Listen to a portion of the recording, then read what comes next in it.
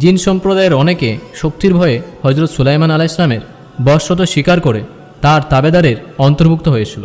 তাদের মনে প্রাণে ভালোবাসা বা ভক্তি শ্রদ্ধার কোনো বালাই ছিল না। তারা সর্বদা মনে মনে হজরত সুলাইমান আলাইহিস সালামের অমঙ্গল কামনা করত।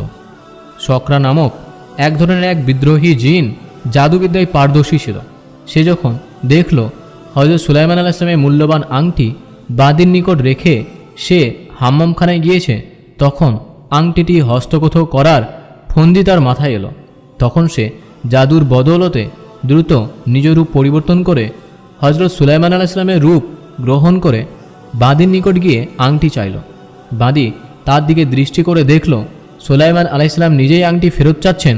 তখন সে বিনা দ্বিধায় আংটি তার হাতে দিয়ে দিল। শকরা নামের সেই জিনটি আংটি নিজ হাতে পরিধান করে সোজা গিয়ে শাহানশাহের সিংহাসনে বসল। সিংহাসনের সকল কর্মচারী শাহানশাহকে দেখে সম্মান প্রদর্শনে দাঁড়ালো। শকরা ইতোপূর্বে সুলাইমান আলাইহিস সালামকে যেভাবে রাজ্য পরিচালনা করতে দেখেছে সেরকম ভাব করে সে রাজ্য পরিচালনা আরম্ভ করে দিল। সকল দৈত্যপরী জিন ইনসানেরা পূর্বের ন্যায় শাহানশাহের আজ্ঞাবহ হিসেবে কাজ করে যেতে লাগলো। কিছু সময় পরে হযরত সুলাইমান আলাইহিস সালাম হাম্মামখানা থেকে বেরিয়ে বাদীর নিকটে সে আংটি চাইল। বাদী তার দিকে অনেকক্ষণ তাকিয়ে বলল, এটি নকল শাহানশাহ এলো থেকে। বাদী সকলকে ডেকে বলল, দেখো দেখো, শাহানশাহের ন্যায় অবিকল চেহারার এক ব্যক্তি এসে আমার নিকট আংটি চাইছে। সকলে এসে দেখল হুবহু সুলাইমান আলাইহিস সালামের ন্যায় দেখতে এক ব্যক্তি দাঁড়িয়ে বাদীর নিকট আংটি চাইছে। তখন সকলে তাকে ঘাড় ধাক্কা দিয়ে ঘর থেকে বের করে দিয়ে বলল, এখনই নিজের পথ দেখো, না হয় ভূত ছাড়িয়ে দেব। হযরত সুলাইমান আলাইহিস সালাম বললেন, আমি তোমাদের বাদশাহ সুলাইমান। যে ব্যক্তি সিংহাসনে বসা আছে সে ধোঁকাবাজ। এ কথা শুনে লোকের আরও চটে গেল। দু চারটা কিল ঘুষি তার উপর পড়ল এবং সকলে তাকে রাজধানীর বাইরে চলে যেতে বলল। অন্যথায় তাকে বিপদগ্রস্ত হতে হুমকি দিচ্ছে। বিশেষ করে যদি শাহানশাহ এ নকল ব্যক্তির খবর জানতে পারেন তাহলে তাকে সঙ্গে সঙ্গে মৃত্যুদণ্ড দিবেন, তাতে সন্দেহ নেই। হযরত সুলাইমান আলাইহিস সালাম অবস্থা দেখে হতভম্ব হয়ে গেলেন। কি করবেন ভেবে স্থির করতে পারলেন না। এক পর্যায়ে তিনি সিংহাসনে গিয়ে উঠলেন। অনেকে তাকে দেখে বিব্রত বোধ করল। সুলাইমান আলাইহিস সালামের চেহারার ন্যায় এই ব্যক্তিকে লোকেরা জিজ্ঞাসা করল, তুমি কে? হযরত সুলাইমান আলাইহিস সালাম বললেন, আমি আল্লাহর নবী হযরত দাউদের পুত্র সুলাইমান। হযরত সুলাইমান আলাইহিস সালামের উক্তি শুনে প্রহরী ও নিরাপত্তা বাহিনী তাকে ধরে জেলখানায় নিতে বলল। লোকটি আমার ন্যায় চেহারার অধিকারী বটে, তবে সিংহাসনের দাবিদার হওয়া তার জন্য অতিরিক্ত বাড়াবাড়ি। এজন্য সে শাস্তিযোগ্য হবে। তবে তার মানসিক কোনো ত্রুটি থাকতে পারে, অথবা কোনো মানুষের উস্কানিতে সে কথাগুলো বলেছে। তাই তাকে বন্দি না করে ছেড়ে দাও এবং রাজধানী এলাকার বাইরে পৌঁছে দিয়ে আসো। সে যেন আর কোনোদিন এই এলাকায় এসে ভুয়া নবী দাবি তুলে আমার মর্যাদা ক্ষুণ্ণ করতে সচেষ্ট না হয়। শাহানশাহের এহেন বক্তব্য শুনে সকলে জিন্দাবাদ ধ্বনি তুলে তার প্রশংসায় পঞ্চমুখ হলো। সকলে বলাবলি করল, আমাদের বাদশাহ কত উদার মহৎ, তিনি এমন এক বিরাট অপরাধীকে ক্ষমা করে দিলেন যা তুলনাবিহীন। কোনো রাজা বাদশাহ এতটা ধৈর্য ধারণ করতে সম্মত হতে পারে, সেই মর্মে আমাদের শাহানশাহের চরিত্র পৃথিবীর বুকে এক অম্লান ইতিহাসযোগ্য। শকরা জিন আংটি চুরি করে সুলাইমান আলাইহিস সালামের সিংহাসন অধিকার করেছে বটে, কিন্তু সে জানে হযরত সুলাইমান আলাইহিস সালামের নবুয়তি সে চুরি করতে পারেনি। তাই হযরত সুলাইমান আলাইহিস সালামের প্রতি কোনো কঠোর নির্দেশ দিতে তার সাহস হয়নি। সহজ সরলভাবে তাকে শহরের বাইরে পাঠিয়ে দিয়েছে। শকরা জিন একথা ভালোভাবে জানেন যে হযরত সুলাইমান আলাইহিস সালামের সিংহাসন এভাবে প্রহসনের মাধ্যমে বেশি দিন আঁকড়ে রাখা যাবে না। একদিন না একদিন এর সঠিক স্বরূপ উদ্ঘাটিত হয়ে যাবে। তাই সে সুলাইমান আলাইহিস সালামের প্রতি সে প্রকারান্তরে সম্মান প্রদর্শন করে বিদায় করেছে। শকরার মনে এই ভীতি না থাকলে সে অবশ্যই হযরত সুলাইমান আলাইহিস সালামকে হত্যা করার পরিকল্পনা নিত। হযরত সুলাইমান আলাইহিস সালাম অবস্থা পরিস্থিতি থেকে নিজেকে খুব অসহায় ভাবলেন এবং আল্লাহ তাআলার মর্জি ছাড়া কিছুই হয় না এ কথার প্রতি আস্থা রেখে তিনি আর কোনো বাক্য ব্যয় না করে প্রহরীদের সাথে রওনা করলেন। পথিমধ্যে প্রহরীরা তাকে অনেক মন্তব্য করল। হযরত সুলাইমান আলাইহিস সালাম কোনো কথার উত্তর দিলেন না, নীরবে পথ চলতে আরম্ভ করলেন। প্রহরীদের মধ্যে দুজন বৃদ্ধ প্রহরী ছিল। তারা বলল, আমরা একটি ভুল পথে অগ্রসর হচ্ছি নাকি জানি না, কারণ যিনি বর্তমান শাহেনশাহ হিসেবে সিংহাসনে সমাসীন আছেন তার কথাবার্তা ও চালচলন কেমন যেন আমাদের নিকট কিছুটা ব্যতিক্রম বলে মনে হয়। তিনি গতদিন তার সম্মুখস্থ বহু পদস্থ কর্মকর্তাকে সরিয়ে দিয়ে সেখানে বাইজি জাতীয় মহিলাদিগকে মনোনীত করেছেন। দ্বিতীয়ত, দুদিন যাবত শাহানশাহ অন্দরমহলে গমন করছেন না। তৃতীয়ত, তিনি তার আংটি কারোর নিকট রেখে হাম্মামখানায় যান না। আংটি নিজ তত্ত্বাবধানে গোপন স্থানে রেখে তিনি হাম্মামখানায় যান। চতুর্থ, 2 দিন যাবত তিনি তওরাত কিতাব পাঠ করেন না বা শরীয়ত সম্বন্ধে কোনো তালিম নেন না। পঞ্চম, তিনি নামাজের ওয়াক্তে কোথায় যেন উধাও হয়ে যান, মসজিদে তাকে দেখা যায় না। ষষ্ঠ, তিনি বিচারের ক্ষেত্রে গতদিন এক জবরকারীর পক্ষে রায় প্রদান করেছেন।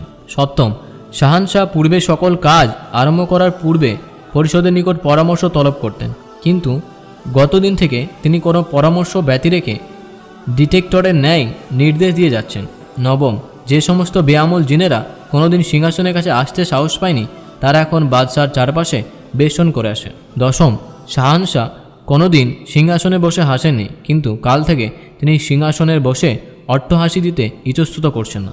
বৃদ্ধ প্রহরীদ্বয়ের কথা শুনে কতক প্রহরী বলল, আমরা সিংহাসনের হুকুম বরদার, ওখান থেকে যে হুকুম আসবে আমরা তা তামিল করব, যাচাই বাছাই করা আমাদের কাজ নয়। কতকে বলল, ঘটনাটি রহস্যময়, অতএব আমরা যাকে এখানে নিয়ে এসেছি তার প্রতি সম্মান প্রদর্শন করা উচিত। কয়েকজনে হযরত সুলাইমান আলাইহিস সালামের নিকট কিছু তথ্য জানতে চাইল। উত্তরে হযরত সুলাইমান আলাইহিস সালাম বললেন, সময় হলে তোমরা সব কিছু জানতে পারবে, এখন তোমরা আমাকে ছেড়ে নিজ কর্তব্যস্থলে চলে যাও। প্রহরীরা তখন যথেষ্ট চিন্তান্বিত হয়ে ফিরে গেল। বৃদ্ধ প্রহরীদ্বয় হযরত সুলাইমান আলাইহিস সালামের নিকট ক্ষমা প্রার্থনা করল। হযরত সুলাইমান আলাইহিস সালাম তখন একাকী বাইতুল মুকাদ্দাসের দিকে রওনা হলেন। সেখানে পৌঁছে তিনি 3 দিন 3 রাত অনাহারী অনিদ্রা অবস্থায় আল্লাহর দরবারে ক্ষমা প্রার্থনা করলেন এবং কাঁদলেন। এত কাঁদলেন যাতে তার চারপাশ চোখের পানিতে সিক্ত হয়ে গিয়েছিল। চতুর্থ দিন তিনি সিজদা থেকে উঠে এক গ্রামে গিয়ে জনৈক বনি ইসরায়েলের নিকট কিছু খাদ্য প্রার্থনা করলেন। বনি ইসরায়েলরা বলল, ভাই, আমাদের খাবার যা ছিল একটু পূর্বে তা একজন ভিক্ষুককে দিয়ে দিয়েছি, অতএব আপনি অন্যত্র যান। তিনি তখন আর এক দরজায় গিয়ে কিছু খাদ্যের জন্য আবেদন করলেন। ঘরওয়ালা বলল, আজকে আমরা অভুক্ত রয়েছি, আপনি অন্যত্র চেষ্টা করুন। তৃতীয়বারে তিনি আর এক মহল্লায় গিয়ে খাদ্য চাইলেন। তারা বলল, আমরা রাহাজানি করে অনেক খাদক ধন দৌলত লাভ করেছি, তুমি একটু অপেক্ষা করো, আমরা এখনই তোমাকে কিছু খাদ্য দিচ্ছি, পরে কিছু টাকা পয়সাও দিয়ে দেব, যাতে আল্লাহ আমাদের উপর সন্তুষ্ট থাকেন এবং আমাদের উপর কোনো বিপদাপদ না আসে। হযরত সুলাইমান আলাইহিস সালাম এ কথা শুনে সেখানে আর বিলম্ব না করে চলে গেলেন। বিশ্ব ব্রহ্মাণ্ডের অধিরাজ শাহানশাহ সুলাইমান আলাইহিস সালাম আজ অপমানিত, লাঞ্ছিত, অবহেলিত অবস্থায় দাঁড়ে দাঁড়ে এক মুঠো খাদ্যের কাঙাল হয়ে ঘুরছেন। একদিন যার হুকুমে জিন ইনসান, আগুন পানি ও বাতাস নিজ গতি লাভ করত এবং হুকুম বরদারির নিমিত্ত সম্মুখে করজোর করে দাঁড়িয়ে থাকত, যার দিগ্বিজয়ী সিংহাসন বাতাস বহন করে মুহূর্তকালে পৃথিবী ভ্রমণ করে আসত, আজ তিনি আশ্রয়চ্যুত। কোথাও থেকে সামান্য সহানুভূতি লাভের ভরসা আজ তার নেই। একজন বিশ্বজয়ীর জন্য এর চেয়ে অধিক গ্লানিকর, শাস্তিকর আর কিছু হতে পারে বলে পৃথিবীর কোনো ইতিহাস সাক্ষ্য দেয় না। হযরত সুলাইমান আলাইহিস সালাম তখন একাকী বাইতুল মুকাদ্দাসের দিকে রওনা হলেন। সেখানে পৌঁছে তিনি 3 দিন 3 রাত অনাহারী অনিদ্রা অবস্থায় আল্লাহর দরবারে ক্ষমা প্রার্থনা করলেন এবং কাঁদলেন। এত কাঁদলেন যাতে তার চারপাশ চোখের পানিতে সিক্ত হয়ে গিয়েছিল। চতুর্থ দিন তিনি সিজদা থেকে উঠে এক গ্রামে গিয়ে জনৈক বনি ইসরায়েলের নিকট কিছু খাদ্য প্রার্থনা করলেন। বনি ইসরায়েলরা বলল, ভাই, আমাদের খাবার যা ছিল একটু পূর্বে তা একজন ভিক্ষুককে দিয়ে দিয়েছি, অতএব আপনি অন্যত্র যান। তিনি তখন আর এক দরজায় গিয়ে কিছু খাদ্যের জন্য আবেদন করলেন। ঘরওয়ালা বলল, আজকে আমরা অভুক্ত রয়েছি, আপনি অন্যত্র চেষ্টা করুন। তৃতীয়বারে তিনি আর এক মহল্লায় গিয়ে খাদ্য চাইলেন। তারা বলল, আমরা রাহাজানি করে অনেক খাদক ধন দৌলত লাভ করেছি, তুমি একটু অপেক্ষা করো, আমরা এখনই তোমাকে কিছু খাদ্য দিচ্ছি, পরে কিছু টাকা পয়সাও দিয়ে দেব, যাতে আল্লাহ আমাদের উপর সন্তুষ্ট থাকেন এবং আমাদের উপর কোনো বিপদাপদ না আসে। হযরত সুলাইমান আলাইহিস সালাম এ কথা শুনে সেখানে আর বিলম্ব না করে চলে গেলেন। বিশ্ব ব্রহ্মাণ্ডের অধিরাজ শাহানশাহ সুলাইমান আলাইহিস সালাম আজ অপমানিত, লাঞ্ছিত, অবহেলিত অবস্থায় দাঁড়ে দাঁড়ে এক মুঠো খাদ্যের কাঙাল হয়ে ঘুরছেন। একদিন যার হুকুমে জিন ইনসান, আগুন পানি ও বাতাস নিজ গতি লাভ করত এবং হুকুম বরদারির নিমিত্ত সম্মুখে করজোর করে দাঁড়িয়ে থাকত, যার দিগ্বিজয়ী সিংহাসন বাতাস বহন করে মুহূর্তকালে পৃথিবী ভ্রমণ করে আসত, আজ তিনি আশ্রয়চ্যুত। কোথাও থেকে সামান্য সহানুভূতি লাভের ভরসা আজ তার নেই। একজন বিশ্বজয়ীর জন্য এর চেয়ে অধিক গ্লানিকর, শাস্তিকর আর কিছু হতে পারে বলে পৃথিবীর কোনো ইতিহাস সাক্ষ্য দেয় না। হযরত সুলাইমান আলাইহিস সালাম দিবানিশি দু চক্ষের পানি ছেড়ে দিয়ে মহাপ্রভুর দরবারে ক্ষমা প্রার্থনা করতে থাকেন আর অজানা গন্তব্য পথে চলতে থাকেন। একসময় তিনি সমুদ্র তীরে এক জেলেপাড়ায় এসে উপস্থিত হন। সেখানে এসে দেখলেন একদল জেলে মাছ ধরছে। আর একজন জেলে বলল, তুমি আমাদের সাথে সারাদিন পরিশ্রম করে মাছ ধরতে পারবে? যদি পারো তবে তোমাকে কি বেতন দিতে হবে? হযরত সুলাইমান আলাইহিস সালাম বললেন, আমি আপনাদের সাথে মাছ ধরতে পারবো, আর আমাকে কোনো বেতন দিতে হবে না, শুধু আমার খাবার ব্যবস্থা করে দেবেন। তখন জেলে বলল, তোমার খাবার বাবদ দৈনিক 2টি মাছ পাবে, অন্য কিছু দিতে পারবো না।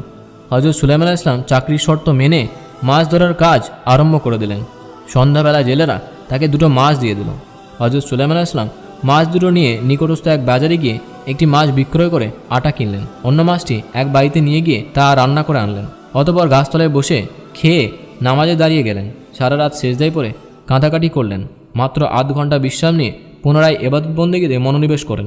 এভাবে দৈনিক তিনি চাকরিস্থলে গিয়ে জীবিকা অর্জন করতেন। একদিন জেলেরা নিজেদের ওজরে মাছ ধরতে আসলো না। সেদিন হযরত সুলাইমান আলাইহিস সালাম সমুদ্র তীরে শুয়েছিলেন।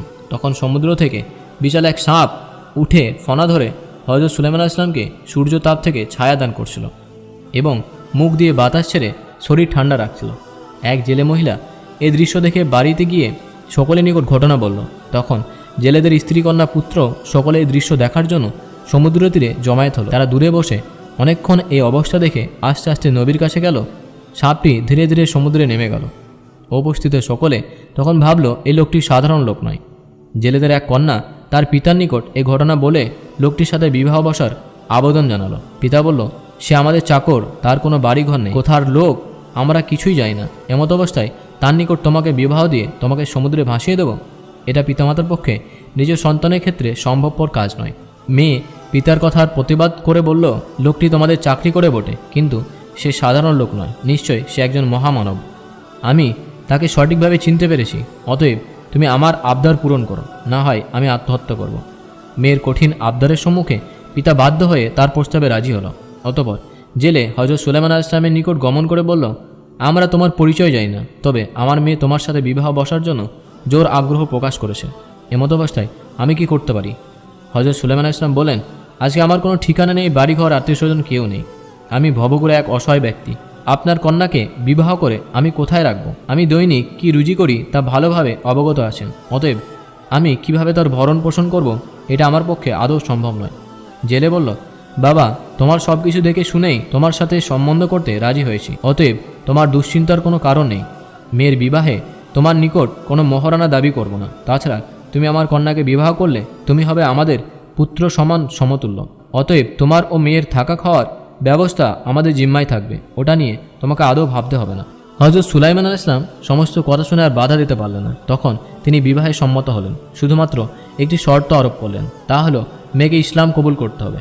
এই শর্ত সাপেক্ষে ছোট এক আনুষ্ঠানিকতার মাধ্যমে জেলের মেয়ের সাথে তার বিবাহ সম্পন্ন হলো। শ্বশুর তার প্রতি বিশেষভাবে নজর রাখত। মেয়ে জামাতাকে ভিন্নভাবে থাকা খাওয়ার ব্যবস্থা করে দিল। হযরত সুলাইমান আলাইহিস সালাম শ্বশুরের সাথে দৈনিক মাছ ধরতে যেতেন। শ্বশুর তাদের প্রয়োজনীয় সব কিছু যোগান দিতেন। এভাবে তাদের দিন গুজরান হতে লাগলো। ওদিকে হযরত সুলাইমান আলাইহিস সালামের সিংহাসনে উপবিষ্ট শকরাজিন রাজ্য শাসন করতে গিয়ে অনেক শরীয়ত গঠিত কার্যকলাপের প্রবর্তন করল। তার নিজ দানবীয় চরিত্রের রূপ অনেক ক্ষেত্রে প্রকাশ করে ফেলল, যাতে দরবারের সভাসদবৃন্দের মনে কিছু সন্দেহের সৃষ্টি হলো। দাস দাসী চাকর নকর সকলের নিকট রাজার চরিত্র ও আচার ব্যবহার সম্বন্ধে এক জটিল সন্দেহের সৃষ্টি হলো। বিশেষ করে প্রধানমন্ত্রী আশরাফের নিকট নকল সুলাইমান সাজার অনেক প্রমাণ জুটে গেল। প্রধানমন্ত্রী তখন অন্দরমহলে গিয়ে শাহের বেগমদের নিকট শাহের খবর জিজ্ঞাসা করলেন। তারা উত্তর দিল, শাহ আজ 40 দিন যাবত অন্দরমহলে আসেন না। তিনি কোথায়, তার কি হয়েছে? প্রধানমন্ত্রী বললেন, তিনি একটু বাইরে আছেন, শীঘ্রই ফিরে আসবেন। প্রধানমন্ত্রী আশোক বিভিন্ন দিকে আরও খোঁজখবর নিলেন। তাতে তিনি নিশ্চিত হলেন যে কোনো এক শক্তিশালী দানব জাদুর কৌশলে শাহকে সিংহাসনচ্যুত করে নিজের শাহের রূপ ধারণ করে সিংহাসনে সমাসীন হয়েছেন। এই ঘটনাটি কোথা থেকে কিভাবে ঘটল তা অনুসন্ধান করতে গিয়ে তিনি দাসীর সাথে সাক্ষাৎ করলেন, যার নিকট শাহ আংটি রেখে হাম্মামখানায় যেতেন। সে দাসী জানালো, কিছুদিন পূর্বে একদা শাহ আমার নিকট আংটি রেখে হাম্মামখানায় যান এবং অতি অল্প সময়ের মধ্যে তিনি ফিরে এসে আংটি নিয়ে যান। অতি অল্প সময়ের মধ্যে তিনি অন্যান্য দিন ফিরেন না। তবুও আমার কিছু বলার ছিল না, আমি তাকে আংটি দিয়ে দিই। কিছু সময় পরে শাহের অবিকল চেহারার একজন এসে আমার নিকট আংটি দাবি করায় আমি আশ্চর্য হয়ে যাই। একটু পূর্বেই তো শাহানশাহ আংটি নিয়ে গেল, ইনি আবার কে? তখন আমি প্রহরীদেরকে ডেকে বিবরণটি বললাম। তারা তাকে এখান থেকে নিয়ে যায়। পরবর্তী সময় নাকি তাকে শহরের বাইরে বের করে দেওয়া হয়। কে আসল কে নকল বাদশাহ তা আমি আদৌ বুঝতে পারিনি। তবে বর্তমান শাহানশাহ নিজ হাতে আংটি নেওয়ার পরে আর সে আমার নিকট জমা রাখেনি, তাই আমার মনে কিছুটা সন্দেহের সৃষ্টি হয়েছে। এমত অবস্থায় আমি গতদিন অতি গোপনে তার গোসলের সময় হাম্মামখানায় এক ছিদ্র দিয়ে তাকিয়ে দেখলাম তার শরীরে পশম বোঝাই, যা মানুষের শরীরে সাধারণত থাকে না। তখন থেকে আমার সন্দেহ আরও গাঢ় হলো যে বর্তমান শাহানশাহ আসল শাহানশাহ নন। সে কোনো দৈত্য নিজের চেহারা পরিবর্তন করে শাহানশাহের রূপ গ্রহণ করেছে। আমার নিকট থেকে ধোঁকা দিয়ে আংটি হস্তগত করে সমগ্র রাজ্য শক্তি ও সিংহাসন অধিকার করে নিয়েছে। মন্ত্রী আশফ দাসীর বক্তব্য শুনে তার কিছু বুঝতে বাকি রইল না। তখন তিনি 40 জন তৌরাত কিতাবের হাফেজ একত্রিত করে সিংহাসনের চতুর্দিকে সজোরে তৌরাত তেলাওয়াতের ব্যবস্থা করলেন। আল্লাহর বাণী সজোরে উচ্চারণ আরম্ভ করায় শকরা দৈত্যের শরীরে ভীষণ জ্বালা আরম্ভ হলো। তার শরীরের মধ্যে আগুন জ্বলে উঠল। তখন সে অসহ্য হয়ে সিংহাসন ছেড়ে বাইরে চলে গেল। তার পরিষদবর্গ তাকে সিংহাসনে বসার অনুরোধ জানালো, কিন্তু সে কারো কথার কোনো জবাব দিতে সক্ষম হলো না। এমনকি ধীরে ধীরে তার চেহারা পরিবর্তন হয়ে এক দুধর্ষ দৈত্যের চেহারা ধারণ করল। তখন অন্যান্য জিনেরা দেখল সে শকরা দৈত্য। প্রধানমন্ত্রী তৎক্ষণাৎ তাকে জেলে হাজতে প্রেরণ করলেন এবং বললেন, শাহানশাহ ফিরে এলে তোর কঠোর বিচার হবে। শকরাকে জেলে হাজতে প্রেরণের পূর্বে তাকে জিজ্ঞাসা করা হলো, তুই শাহানশাহর আংটি চুরি করে এ যাবত আংটির বদলতে বাদশাহী করেছিস, এখন সে আংটি কোথায়? শকরা বলল, আমি যখন দেখলাম আংটি ধরে রাখা আমার পক্ষে আর সম্ভব নয়, তখন সহজে সুলাইমানকে উহা ভোগ করতে দেওয়া আমার সহ্য হবে না। এ কথা ভেবে আমি কিছুক্ষণ পূর্বে আংটিটা সমুদ্রে ফেলে দিয়েছি। প্রধানমন্ত্রী শকরা বললেন, আংটি সমুদ্রে ফেলে দিলে কি হবে? যদি সুলাইমান আলাইহিস সালাম আল্লাহর খাঁটি নবী হয়ে থাকেন, তবে আংটি অবশ্যই তার হস্তগত হবে, আর তোর অদৃষ্টে নেমে আসবে অশেষ দুঃখ, কষ্ট ও যাতনা, এবং পরিণাম হবে ভীষণ যন্ত্রণাদায়ক, যা ইতিপূর্বে কোনো জিন ও ইনসানের জন্য আর বরাদ্দ করা হয়নি। ওদিকে হযরত সুলাইমান আলাইহিস সালাম ধীবর কন্যাকে নিয়ে ঘর সংসার চালিয়ে যাচ্ছিলেন। খোদা তিনি বন্টনে 3টি মাছ পেলেন। 2টি মাছ বাজারে বিক্রয় করে আটা ও অন্যান্য সওদা করলেন। বাকি একটি মাছ ঘরে নিয়ে আসলেন। স্ত্রীকে মাছ কেটে রান্না করতে বললেন। স্ত্রী মাছ কাটতে গিয়ে তার পেটের মধ্যে একটি আংটি দেখতে পেলেন। তখন সে সুলাইমান আলাইহিস সালামকে ডেকে বলল, দেখো দেখো, মাছের পেটে কি আশ্চর্য জিনিস। হযরত সুলাইমান আলাইহিস সালাম বললেন, আমি এখন জাল বোনার কাজ করছি, আমাকে বিরক্ত করো না, ওটাকে রেখে দাও, পরে দেখব। এ কথায় তার স্ত্রী আশ্বস্ত হলো না। সে চিৎকার দিয়ে বলল, খোদার দোহাই, একবার দেখে যাও, মাছের পেটে আশ্চর্য এক আংটি পেয়েছি, যাতে আমাদের ঘর উজ্জ্বল হয়ে গেছে। এর উপরে কি যেন লেখা রয়েছে, এটা আমার ধরতে সাহস হচ্ছে না।